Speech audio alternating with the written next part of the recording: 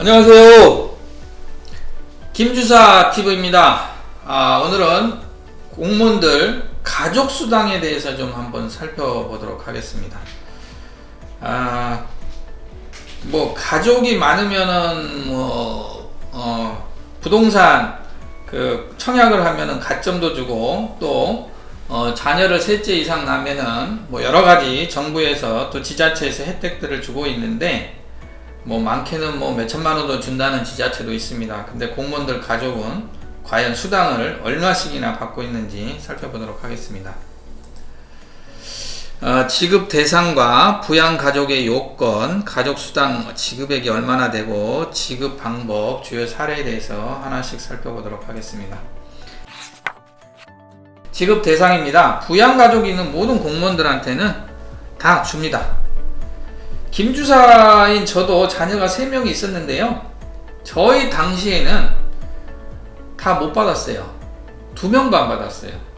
셋째는 아예 받지도 못했습니다. 그런 좀 안 좋은 시절에 저는 근무를 했는데 요즘은 다 4명 이상까지 줍니다.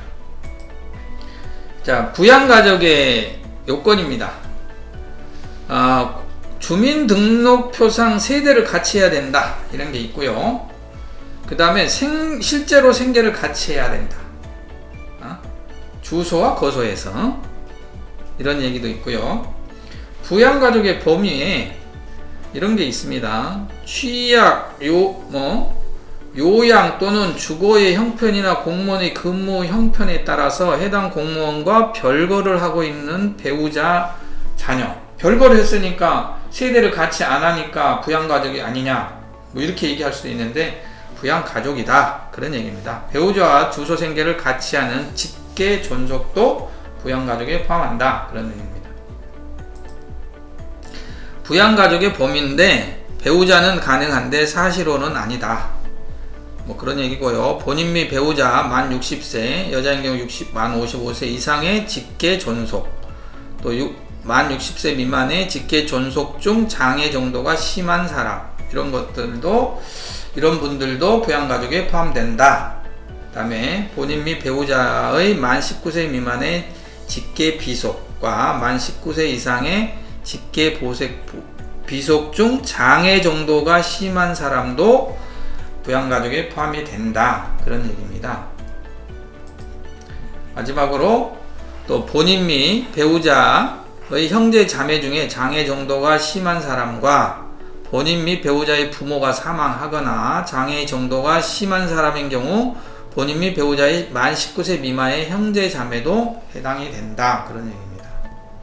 여기에 이제 직계 비속 및 형제 자매의 연령 기준은 2018년 1월 1일부터 만 19세 미만까지 적용을 했다, 그런 얘기고요.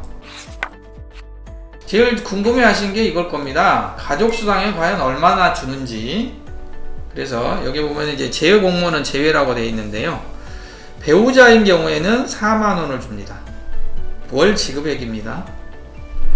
그 다음에 배우자 및 자녀를 제외한 부양가족은 한 명당 2만원입니다. 그 다음에 자녀인 경우입니다.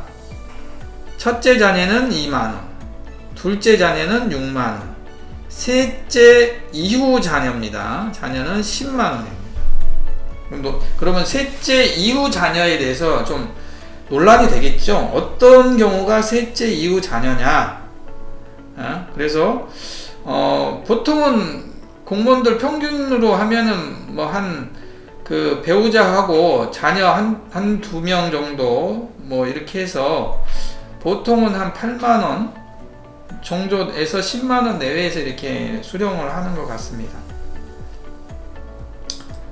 셋째 이후 자녀 수당 지급 예시입니다. 그래서 첫째 또는 둘째 자녀가 만 19세 이상이 된 경우, 그런 경우에도 지급된다. 첫째 또는 둘째 자녀가 사망한 경우에도 지급이 된다, 이런 얘기고요. 또 이혼한 배우자와 자녀를 나눠서 양육하게 되면 실제로 양육하는 자녀가 3명 미만으로 줄어든 경우에는 지급하지 않는다, 이런 얘기입니다.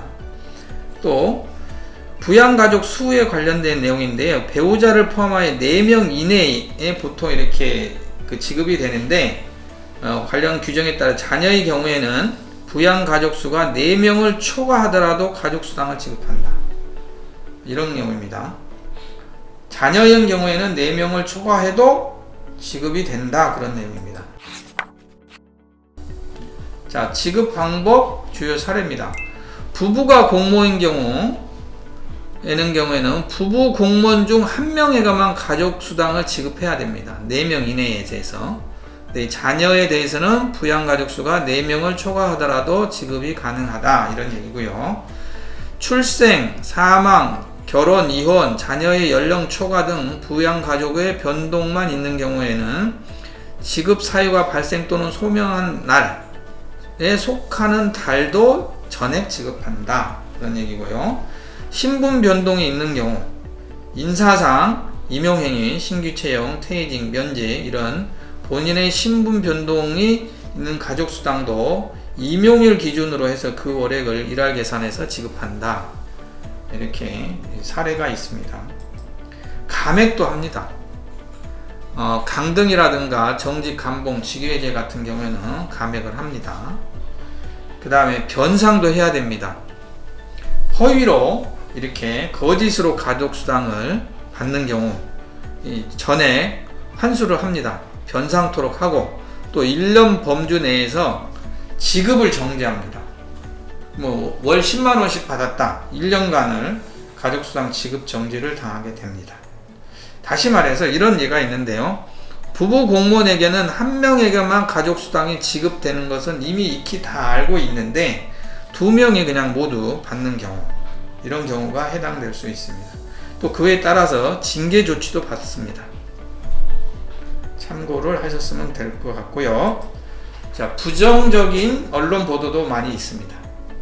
지금 아상교육지원청에서 가족수당으로 740만원을 부당 지급했다. 이런 얘기입니다.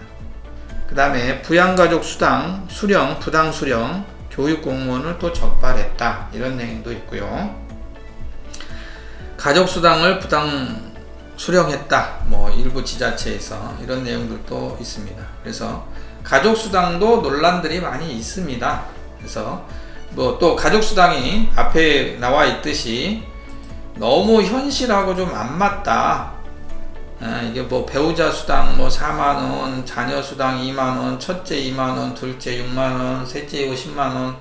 이게 요즘 저출산 고령화 사회로 가면서 각종 지자체에서 자녀를 많이 낳으면은 그에 따른 여러가지 지원책들이 있는데, 심지어는 1000만원 이상 지원해주는 지자체들도 있는데도 이 수당은, 공무원들한테 주는 수당은 그렇게 많지 않다. 일반 기업체는 어느 정도 지원을 해준지는 제가 잘 모르겠습니다. 그거는 나중에 기회가 되면 한번 조사해서 일반 기업체와 공무원들의 가족수당에 대해서 한번 비교 분석을 한번 해보도록 그렇게 하겠습니다. 지금까지 공무원 가족수당에 대해서 한번 살펴봤습니다. 도움이 되셨다면 구독과 좋아요 부탁합니다. 감사합니다.